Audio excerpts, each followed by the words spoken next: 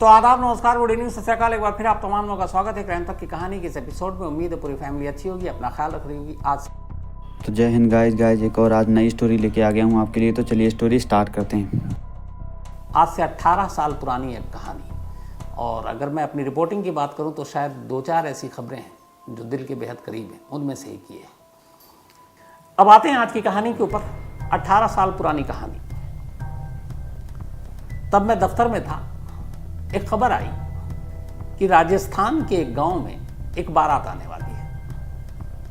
अब एक crime reporter का एक शादी या बारात से क्या लेना देना। तो जिस सोर्स ने फ़ोन किया था उसने कहा कि ऐसे ऐसे और एक बारात आ रही है इस गांव में। तो मैंने कहा इस बारात में क्राइम कहाँ है? तो उसने कहा इस बारात के पीछे की कहानी में बहुत सारे क्राइम हैं। तो मैंने पूछा क्या है, फिर उसने बताया। और इसके बाद मैं और उस वक्त कैमरामैन विनोद शिकारपुरी, और शायद मुझे याद है यही वो कहानी थी जिसमें विनोद शिकारपुरी का नामकरण हुआ था। पहले विनोद कुमार था और इसमें विनोद शिकारपुरी। तो वहां पहुंचे। वहां पहुंचने के बाद जब गहराई में गए और ये पता चला कि शुरू में कि शादी के लिए क्राइम रिपोर्टर के जाने का क्या मतलब है, लेकिन जब वहां पहुंचे और सारी चीजें पता चली तो फिर लगा कि ये क्या है और ये कैसे हो सकता है। दरअसल पश्चिमी राजस्थान में जैसलमेर और बाड़मेर ये 2 जगह हैं, और इन 2 जगहों के बीच में एक गांव था, देवड़ा। और ये बारात इसी देवड़ा गांव में आनी थी। और कहानी क्या थी कि इस गांव में और इसके आसपास के जो 12 गांव हैं, उन तमाम गांवों को मिलाकर पहली बार 110 साल के बाद इस गांव में एक बारात आ रही थी। यानी लड़की इस गांव की थी, दूल्हा कहीं और से आ रहा था। तो 110 साल के बाद गांव में बारात आ रही थी। अब ऐसा क्यों? 110 साल तक क्या इस गांव से कोई डोली नहीं उठी? बिल्कुल नहीं उठी।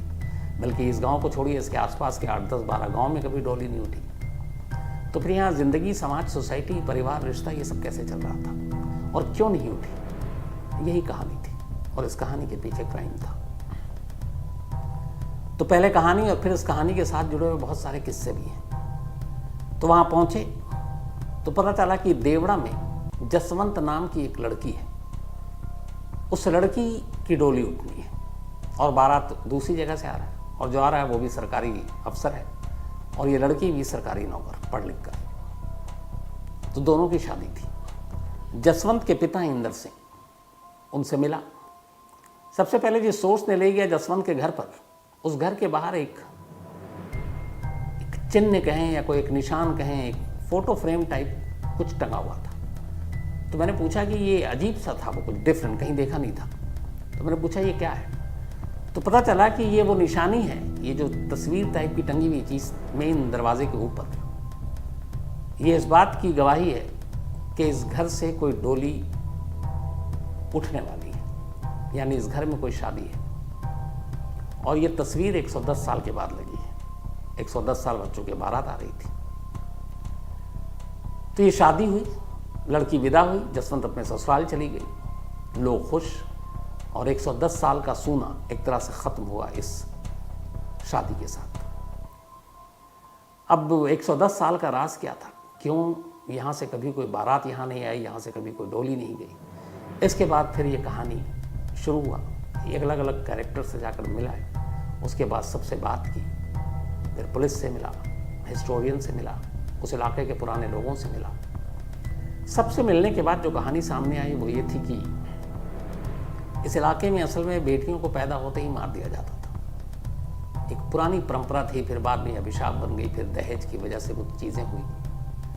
तो शादी में इसलिए गया था क्योंकि इसके पीछे जुर्म यही था कि इस गांव में कोई भी बेटी पैदा होती मार दी जाती। वजह क्या थी? वजह ये थी कि सदियों पहले जब मुग़लों का राज था, तब बहुत सारे मुग़लों के अंडर में काम करने वाले जो नवाब थे, वो अलग अलग जगहों पर राजपूतों को नीचा दिखाने के लिए और उनकी बेइज्जती करने के लिए वो उनके इलाके में जाते और वहाँ लूटपाट करते और उनकी महिलाओं के साथ छेड़खानी करते, उनका रेप करते।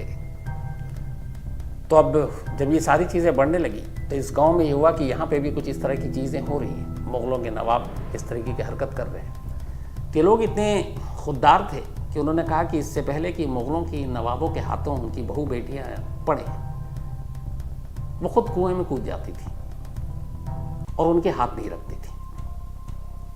तो फिर ये हुआ कि बचने का एक ही तरीका है कि हमारे घरों में बहू बेटी ही ना हो।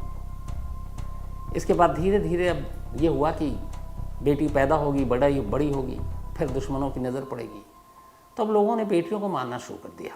तो उस वक्त बात आन और इज़्ज़त की थी, लेकिन वक्त बीता, ज़माना बदला, मुग़ल चले गए, अंग्रेज़ चले गए, ये परंपरा बनी रही। इस परंपरा को बनने के पीछे की कहानी ये थी कि बाद में जब समाज, सोसाइटी बदला तो एक दहेज नाम का दानव हमारे समाज में आया। दहेज के बिना लड़कियों की शादी नहीं होती। तो अब इस इलाके में रहने वाले ज़्यादातर लोग गरीब, उन्हें लगता है कि अब बेटी पैदा हुई तो एक तो बोझ है, इसको पढ़ाओ लिखाओ, ना भी पढ़ाओ लिखाओ तो इसकी शादी में खर्चा, तो उससे अच्छा है जो पुरानी परंपरा चली आ रही थी उसको ही कंटिन्यू रखो। तो उसी के नाम पर कि पढ़ाना ना पड़े, वो अपनी बेटियों को मारने लगे।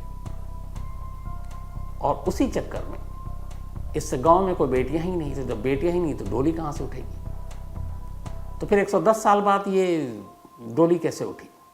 इसकी कहानी अपने आप में दिलचस्प थी। जसवंत नाम की इस लड़की की जब ये पैदा हुई इंदर सिंह के घर में, इंदर सिंह पिता का इनके नाम, और वो गांव के सरपंच भी रहे। जसवंत की माँ जब गर्भवती हुई तब उसे भी यही डर था और वो दुआ मांगती थी कि बेटी ना हो बेटा हो, क्योंकि उसे मालूम था बेटी होगी तो उसे अपने हाथों से मारना होगा और वो नहीं मार पाई तो उसके पिता या दादा, चाचा, ये लोग मार डालेंगे। इत्तेफाक से जब डिलीवरी हुई तो बेटी पैदा हुई। माँ डर गई, उसे लगा अब क्या। बेटी को वो मारना नहीं चाहती थी, कोई भी माँ मारना नहीं चाहती, लेकिन उसे मालूम था कि सच्चाई जब सामने आ गई तो घर वाले उसे मार देंगे। यहाँ पर जसवंत की माँ के मायके वालों ने उसकी मदद की। जैसे ही बच्ची पैदा हुई तो घर में उस वक्त कोई था नहीं और उन्होंने ये ऐलान करा दिया कि बेटा हुआ। और उसके बाद आनंद फानंद में जसवंत को उसके मायके ले जाया गया। अब जसवंत मायके पहुंच गई, यहाँ सबको ये पता है कि बेटा पैदा हुआ है। इसके बाद अब धीरे धीरे वक्त बीता, राज कब तक रखता कि ये लड़का है लड़की है, और अगर सच्चाई पता चल जाती तो शायद मार देते। अब क्या किया कि जसवंत की माँ के कहने पर जसवंत के ननिहाल यानी कि मामा और नानी नाना ने उसको लड़के की तरह पालना शुरू किया। उसके कभी बाल नहीं बड़े होने देते, छोटे छोटे बाल रखते, उसको शर्ट पहनाते, पैंट पहनाते। और उम्र का ये पड़ाव था कि उस वक्त आपके किसी शारीरिक बनावट से ये पता नहीं चलता कि ये लड़का है कि लड़की है। तो एक लड़के की तरह उसको पालना शुरू किया। अब धीरे धीरे वो 1 साल की हो गई, 1.5 साल की, करीब 2-3 साल बीत गए तो फिर ये घर में पता चला कि ये लड़की है। अब लेकिन यहाँ पे हालात ये थे कि 2-3 साल की हो गई, अब इसको कैसे मारे? जो कोख से पैदा होते उनको फ़ौरन मारना आसान था, वो लोग ये काम करते रहे, लेकिन अब 2-3 साल की एक लड़की का कत्ल कैसे करें? इत्तेफाक से या खुशनसीबी से जसवंत के पिता इंदर सिंह भी अब इन चीज़ों को नहीं मानते थे। उन्हें भी सच्चाई पता चल गई। उन्होंने कहा ठीक है, जसवंत को वहीं पालो। और इस तरीके से अब जसवंत कभी जब यहाँ आती बचपन में तो वो लड़का बनकर आती, और ये नाम भी आप देखिएगा, उसका नाम इसीलिए जसवंत रखा। कई जगह पे जसवंत लड़कियों का भी नाम होता है, लेकिन लड़कों का भी नाम होता है, तो जसवंत नाम रखा गया क्योंकि वो उसको लड़का बनाया गया था। और फिर वो स्कूल भी गई, कॉलेज भी गई, उसने ग्रेजुएशन किया। अब वक्त बदल गया था, सबको पता चला कि ये तो लड़की है, अब बड़ी लड़की को आप मार नहीं सकते।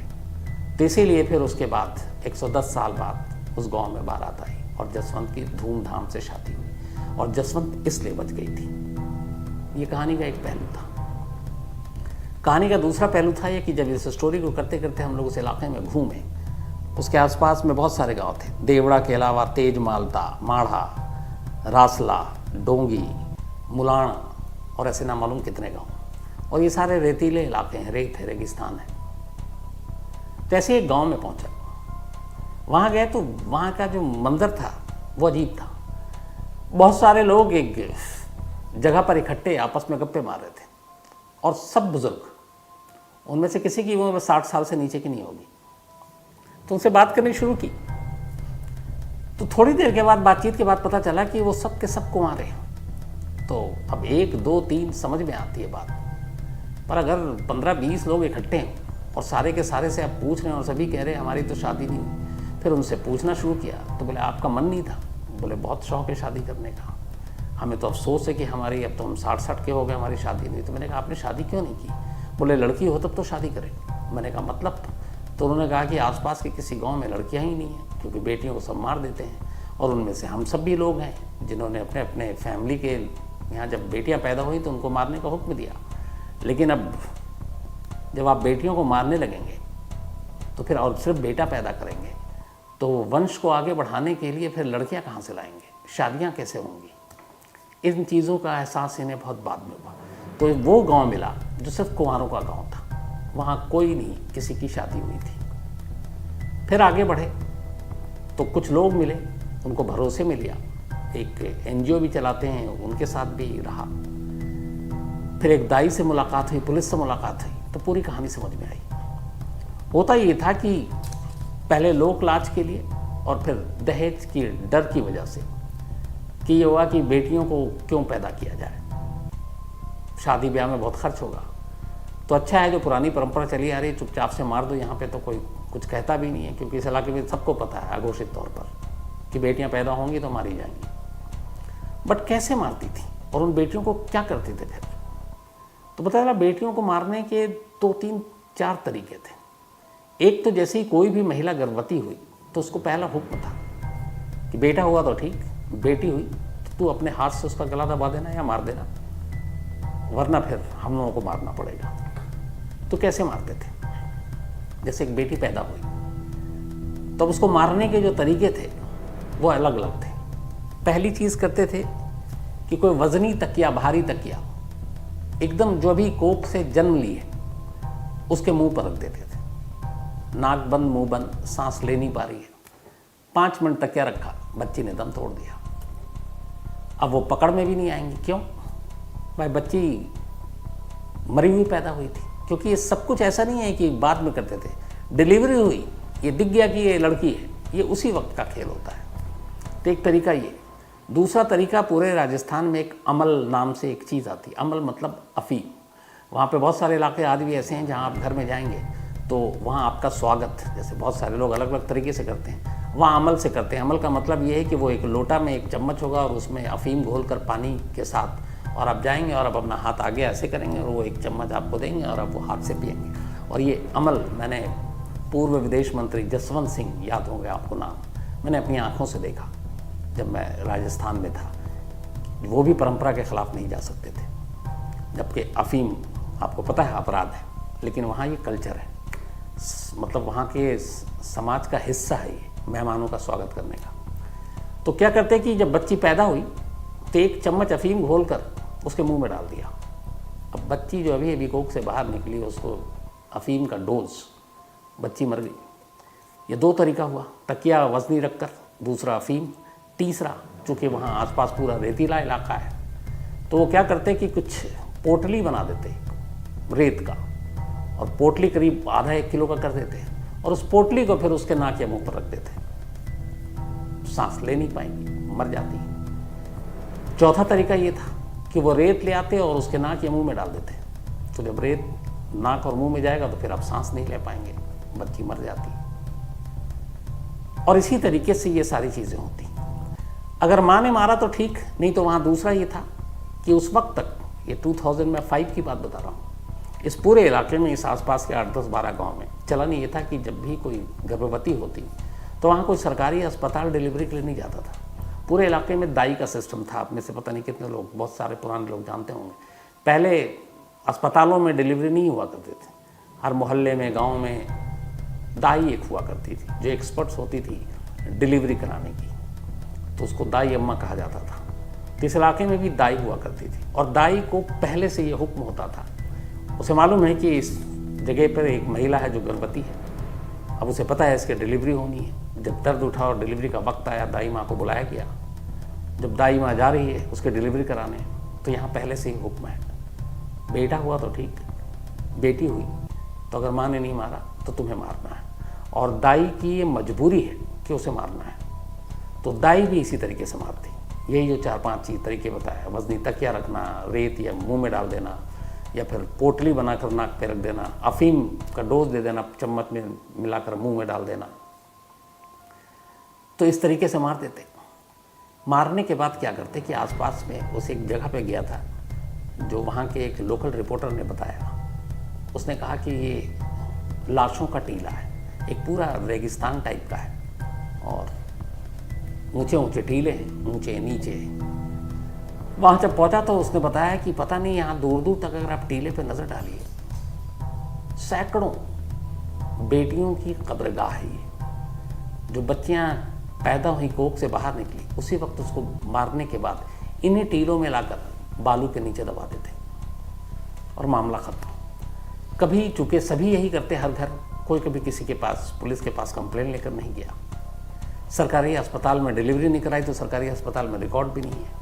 अगर कोई पूछता, कह रहे तुम तो, क्योंकि अब गर्भवती, चूँकि शारीरिक रूप से आपको पता चल जाता है कि ये प्रेग्नेंट है और वो कहीं इधर उधर जा रही है, दूर के रिश्तेदार ना पड़ोसी कहीं और से आया कि अच्छा क्या हुआ, तो अब आप कैसे बता सकते हैं? तो या तो एक झूठ ये होता कि वो मरी हुई बच्ची पैदा हुई थी, तो फिर आगे कोई पूछता नहीं। चूँकि अस्पताल में रिकॉर्ड नहीं है, पुलिस के पास कोई गया नहीं, तो छानबीन कौन करेगा? और परंपरा पुरानी, पुलिस को भी ये बात पता, और पुलिस को मालूम है कि इस चीज़ों में पड़ना शायद फिर उस इलाके में रहना उनके लिए मुश्किल हो जाएगा। तो आंख बंद करके पुलिस भी इन चीज़ों को एक तरह से मंजूरी दे देती थी। तो ये जब पूरे इलाके में घूमा और ये सारी चीज़ें देखी और सुनी, मैं एक दाई से भी मिला और उस दाई ने पूरी कहानी सुनाई। एक माँ से भी मिला, उसने कहा कि मैं क्या करती, लेकिन हमारी हिम्मत नहीं होती, तो फिर दाई को खामोशी से मंजूरी दे देते या अपने पति सास ससुर से गिड़गिड़ाते, वो कभी मानते नहीं। तो यहाँ माँ भी बेबस थी, मजबूर थी, और इसी वजह से सैकड़ों बेटियाँ, बल्कि अगर उस दौर से गिने तो हज़ारों बेटियाँ मारी जाती रहीं। और जो मैंने आपको उस गांव का किस्सा सुनाया जहाँ सिर्फ कुंवारे हैं, उसकी वजह भी क्या है। 2005 में जब ये स्टोरी की थी, उस वक्त का डेटा भी मैंने उस स्टोरी में शामिल किया था। बाड़मेर और जैसलमेर, ये सबसे ज़्यादा यहाँ पर ये सारी चीज़ें हुई थी, इसी के इर्द गिर्द जो गाँव थे। 2005 में बाड़मेर में लड़का और लड़की का जो रेशो था पर 1000 में, वो 891 था, यानी कि 1000 लड़कों पर 891 लड़कियाँ थीं।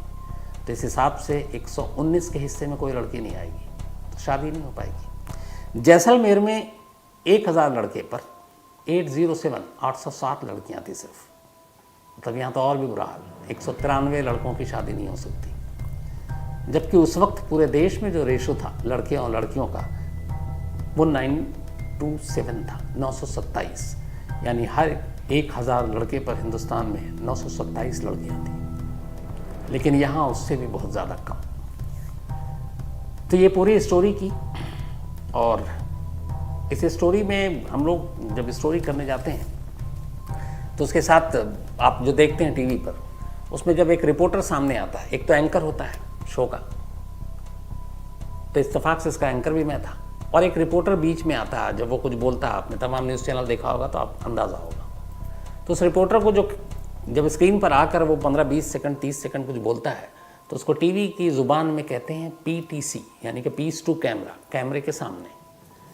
तो ज़िंदगी में मुझे अपने टीवी के करियर में शायद हज़ारों PTC किए होंगे, पर 2-4 हैं जो यूं ही मुर्जुबानी याद रहते हैं। उनमें से एक इस स्टोरी पे था, जो इत्तेफाक से एक डोली मिल गई थी और डोली से रिलेटेड ये लड़कियाँ थीं, तो उसके सामने खड़े होकर की थी। आखिर में इस कहानी की जब कहानी ख़त्म कर दूँगा तो वो 18 साल पुरानी PTC, और वो उस वक्त जो मैंने किया था, तो 18 साल पुराने आप वो तस्वीर और PTC भी आपको सुनाऊंगा, मतलब इस स्टोरीज में जो गया था। तो ये तो पूरे स्टोरी का पार्ट रहा, क्या किया, कैसे किया, और एक शादी में क्या कैसे हो सकता है, कैसे उसमें क्राइम निकल सकती है, वो स्टोरी थी।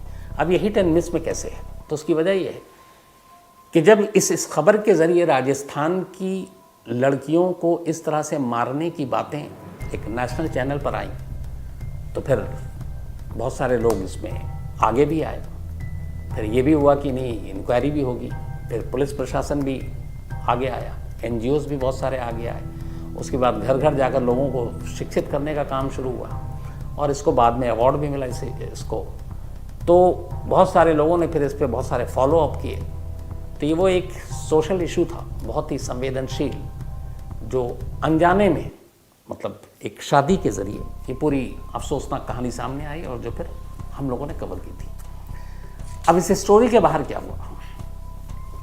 पहली बात पता चला था कि राजस्थान में बाढ़ भी आ सकती है। राजस्थान में तुम हमेशा कहते हैं सूखा, गर्मी, रेत, रेगिस्तान। अब राजस्थान में बाढ़ कैसे? खैर अब तो मौसम से हर जगह बदल रहा है। तो इसी जब हम लोग इस स्टोरी को कर रहे थे उसी दौरान में राजस्थान में, चूँकि ये बहुत सारे गांव थे और हम जैसलमेर में कैंप थे, मतलब जैसलमेर में रुके हुए थे क्योंकि वहाँ ठीक ठाक होटल वेटल था। अब वहाँ से इधर उधर जाना, और वो बहुत 70-80 किलोमीटर दूर, क्योंकि जैसलमेर बाड़मेर दोनों के बीच में गाँव में अलग अलग, और वहाँ आप अगर राजस्थान में जाएँ तो गाँव भी बहुत कम घर और बहुत दूर दूर पर। तो एक बार गए, उसका रात को लौट रहे थे। अब इत्तेफाक से हुआ कि जब सुबह निकले होटल से, पर्स जो है वो मेरा और शिकारपुरी दोनों का होटल में रह गया। अब हमारे जेब में मतलब कुछ पैसे थे जो अलग से रखे हुए थे, बल्कि शिकारपुरी के पास थे। अब हम गए, उसका वापस लौट रहे हैं और पता चला कि बाढ़ आई हुई है। अलग अलग इलाकों में घूम रहे थे। अब हम जो ड्राइवर है उसको भी पता नहीं और चले जा रहे हैं। रात के करीब 10-11 बज रहे हैं, अंधेरा और बिल्कुल सन्नाटा। अब अचानक बाढ़, रास्ता डाइवर्ट, घूमने लगे इधर से उधर, उधर से उधर। एक गलत मोड़ किसी ने बता दिया कि वहाँ से आप जा सकते हो। अब उस चक्कर में जो उसने बताया, जब हम आगे पहुँचे तो एक दूसरा शख्स मिला। एक तो वहाँ पे दूर दूर तक कोई इंसान नाम की चीज़ नहीं। करीब उसने जो गलत रास्ता बताया, उस चक्कर में हम 25 किलोमीटर आगे निकल गए। 25 किलोमीटर। अब ये याद रखिएगा रात का वक्त है, जेब में पैसे नहीं है और सुबह ब्रेकफास्ट करने के बाद कुछ खाया नहीं, तो भूखे प्यासे हैं। अब खैर भटक रहे हैं। रात को करीब 12-1 बज गया। एक सुनसान जगह पर एक ढाबा सा दिखाई दिया। अब उस ढाबे पर गए खाना खाने के लिए। तो पहले तो ये हुआ कि सब पैसे देखो। अच्छा, हमारे ड्राइवर साहब भी महान, उनके पास भी पैसे नहीं। तो कुछ पैसे थे वो सिगरेट में भी खर्च हो गए थे। तो ले देकर अब बचे 60 रुपये, 60, और हम 3 आदमी। अब वहाँ गए तो जो भी रोटी सब्जी थी राजस्थानी वो मिली। अब रोटी बड़ी सख्त, तो ये हुआ कि खाया नहीं जा रहा, ना ड्राइवर साहब से ना विनोद शिकारपुरी से। तो उसने कहा बाजरे की रोटी थी, तो उसने कहा कि इसमें मक्खन और वो डालते हैं घी, तो कहा डाल दीजिए। तो उसने कहा नहीं, उसके अलग से पैसे लगते हैं। तो अब जोड़ा गया, खाने का बिल पूछ कर खाना खाया जाता कि इसके कितने आएंगे। तो उसने जो बताया वो सब लगभग 50 रुपये में किसी तरह से काम हो गया था, बल्कि 55 रुपये में। अब 5 रुपये सिर्फ बचे थे। तो उसने कहा कि देखो पैसे तो है नहीं, रोटी बड़ी सख्त है, एक काम करो तुम 1 चम्मच डाल दो। तो 1 चम्मच उसने घी डाले थे 5 रुपये के, और फिर उसी में सबने खाना खाया। उसके बाद रात करीब 2-3 बजे, मतलब ना मालूम उस दिन 150-200 किलोमीटर तो फालतू सिर्फ बाढ़ की वजह से बर्बाद हो गई। फिर वापस हम होटल पहुंचते हैं और उसके बाद फिर अगले दिन निकल जाते हैं।